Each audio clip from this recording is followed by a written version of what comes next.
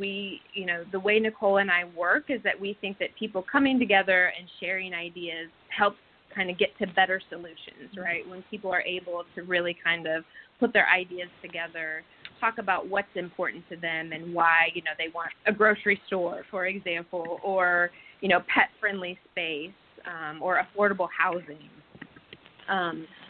But we know that not everybody, again, has that time or ability to be able to show up in person. So at least having access to that survey helps us reach more people. And I guess the affordable housing is probably one of the conversations that y'all have been hearing about from a number of people, because I know that all through that area there's been places that have been built, new apartments that are not necessarily affordable. So I imagine that is probably a leading thing that people are asking for is housing that's, say, in the under, I would argue, under $800, $700 range, but definitely in the under $1,000 range, since we know that a number of those not that far away in the downtown area are 1,000 over, which coming from New York, and Corey, you can allude to this as well, probably sounds very cheap, yeah. But to us that sounds expensive. Because we know for a fact that a lot of New Yorkers and D.C. folks are moving down here because they're like $1,000, $1,200, $1,500. We like those prices. Right. This is a lot better than we're paying. That's very true. In most meetings, that absolutely comes up. Durhamites are super concerned and really want to make sure that any new development and housing includes affordable housing. And, Northwood, the developer, has been awesome in responding to that and have said they are committed to affordable housing. So they will incorporate that into the final plan. So that's good to know that they will incorporate some affordable housing into the final plan. And I'm imagining that with both you and Nicole being involved, that y'all are also going to try to have a diversity of businesses there as well. So there might be some African-American businesses, some Latin American businesses, and some other businesses from various cultures in the way that, from what I've read, they've done in other places as well, this particular developer. And I know that the historical family that was kind of what they wanted to do, was have a homegrown kind of mall, because that was what, I want to say Northgate might have been the first mall here in Durham. If not, it was definitely among the early ones. Yeah. That is also overwhelming. What the Durham community has said is they want local businesses. And that, again, I keep saying, like, Northwood has been incredibly receptive when, the data is coming through. Like, we're seeing this in numbers that people, their first choice is, like, we want to see that commitment to local businesses. This Northgate currently has so many homegrown local businesses, and we want to see that continue. And that Northwood agrees and is going to make sure that happens. Yeah. And just out of curiosity, when you've done your research both here and I guess in Louisville and some of the other places, this seems to be like a national trend with the malls dying and becoming more of mixed-use spaces. Do you think that's because, I know Amazon's got offices in Northgate, but is it because of services like Amazon and these delivery kind of companies like DoorDash and Grubhub and things like that are pushing people away from the mall because they can get their product, whether it's their groceries delivered to them or their clothes or whatever delivered to them from these services like Amazon and stuff? And in your research and what you're finding out, how will they counter that with this mixed development? Yeah, this is where I like to kind of point to my husband, who is an urban planner by training, and who, when he came down to North Carolina in 2004 to do his master's in city and regional planning at UNC, he wrote his master's thesis and incorporated kind of the rethinking the mall, because, they're kind of gray land, right? Like when they die down, that happens. So that was, 15 years ago, and this was already a discussion across the country. They were seeing these, strip malls and, kind of traditional malls shutting down or struggling, and how they were being redeveloped. I would say that Northgate has really been fortunate that it lasted, as long as it has, in some capacity, and that this is definitely a national trend where we're seeing, malls closed down, redeveloped, brought back in, mixed use and creative ways that kind of get to, combating the fact that, a lot of people are buying online or doing a different kind of commerce. Yeah, because even like the super malls, and that's what I would consider something like South Point, and I forget the name of the one that's up there in D.C., the what is it, the Great American Mall or something like that. Even they seem to be incorporating more of this kind of, like you talked about, walkability and things of that nature in order to counter what's going on with the death of the malls. Because, like I said, South Point is a large mall, and it is the one that is thriving, but it also has like a lot of high-end restaurants and some walkability kind of things that are going on, and the multi-complex movie theater and different things that draw you into that mall other than just the standard mall stores.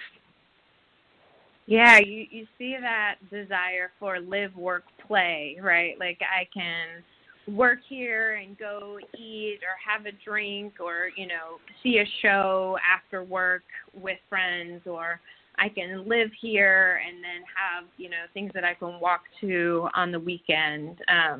So kind of having, that urban element of like walkability and things kind of built into these like micro communities. Definitely, again, that national trend is there. Definitely. And we got that's what that bell was, got about 8 or 9 minutes. I want to tie some of the conversations all in together, but definitely wanted everybody to stay on the line and everything. But as you're talking to these people, we had and still have Bridget on the line. I'm imagining that you have to use laughter sometimes even in these interviews, because I imagine that sometimes people, while they're giving you some serious advice and some serious things that they want to do with them all, sometimes they may not be the most politest people in the world, or sometimes they might be a little aggressive in the ways that they are approaching their answers and everything. So I'm imagining that you probably have to use laughter even in some of your own kind of like doing this research and everything. Everybody's opinion is the most important opinion to themselves, right? We know that. And, there you can have, that's why I also like having these public, community events where people have to, listen to their neighbor that says, hey, I want, a pink water fountain that has glitter in it that is, X, Y, and Z. And then you have someone that says, I want, a 50-story building that only allows, chihuahuas, right? So just to kind of bring it together, we definitely have to be able to kind of navigate those conversations, and humor is absolutely necessary. And I'm imagining that you probably had some moments even in your own work, whether you've done it here or in New York, where you were like Bridget and you just had to like go find a restroom or someplace to bust out into laughter in order just to survive and in order to release some of those endorphins, which are also out there in terms of laughter and some of the ways that we share our enjoyment and everything. Absolutely. But can I share two things that I would say for that? It's like at any time when you get people together, and if there is some laughter, some organized laughter, then there is a bond. And this bond, it's better to negotiate after you have a bond than if you don't have a bond. And I find that that's an amazing way to start people, even if people would be enemies, right? They just by laughing together, there is a connection. And so if you have difficult negotiations coming up, it's a really, really good thing to do. And go ahead. Go ahead. So I was going to say, so if I'm hearing you correctly, instead of everybody getting caught up in the whole Republican-Democrat things and the whole craziness that we're going to have with primary, we just need to all lock them into an office and make them laugh together. Well, I would say it certainly doesn't hurt. It does not hurt. And the other good thing about laughter is that you don't even have to speak the language. You can include everybody. And it's very it's magical, really. Yeah, that's very. Yeah. Go ahead. Because I have so much to say to share with you guys. But I'm sorry, I'm talking too much. But I have one totally amazing thing, which is a laughter ringtone on the phone. So when my phone rings, I hear laughter, and the laughter makes me laugh, right? And so whoever the person on the line is will receive my, will hear my smile in my voice because I have just been laughing. I'm happy, and so now we get to talk to the other person in a happy mood, and so Definitely. they can be sometimes smile. Oh, yeah, and that smile is very important to see.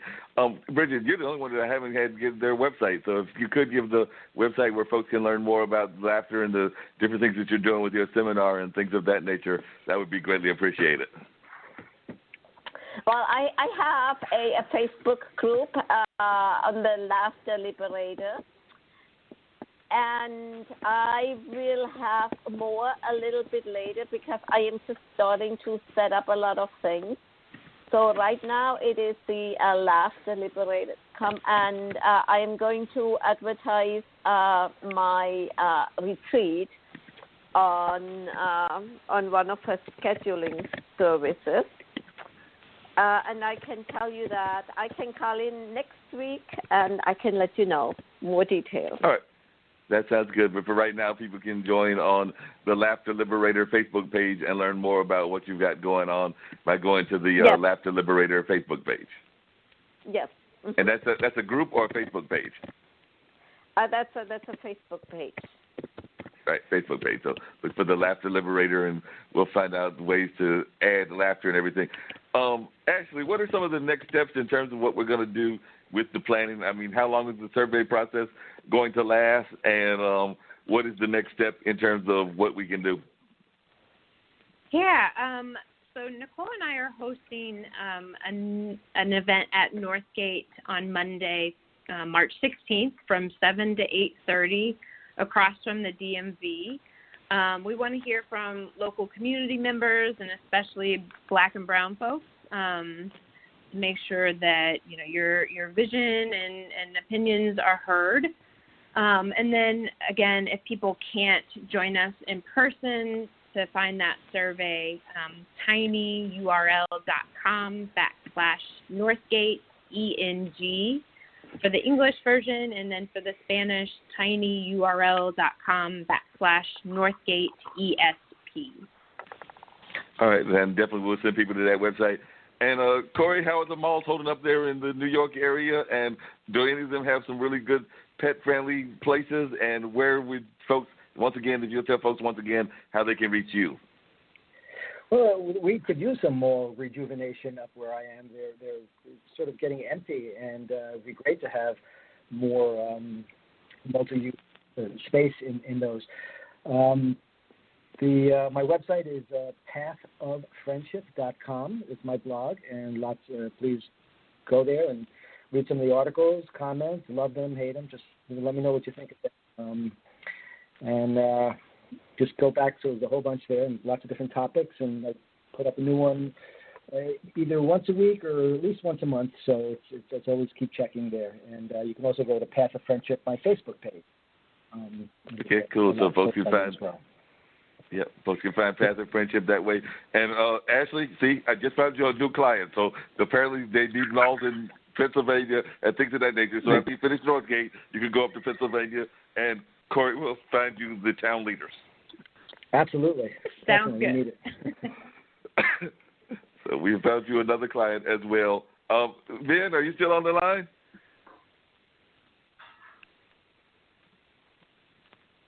Ben might have dropped. You talking to me, Mark? I was asking if Ben, the playwright, the filmmaker out of L.A. Oh. He might have dropped. He stepped off the line, yeah.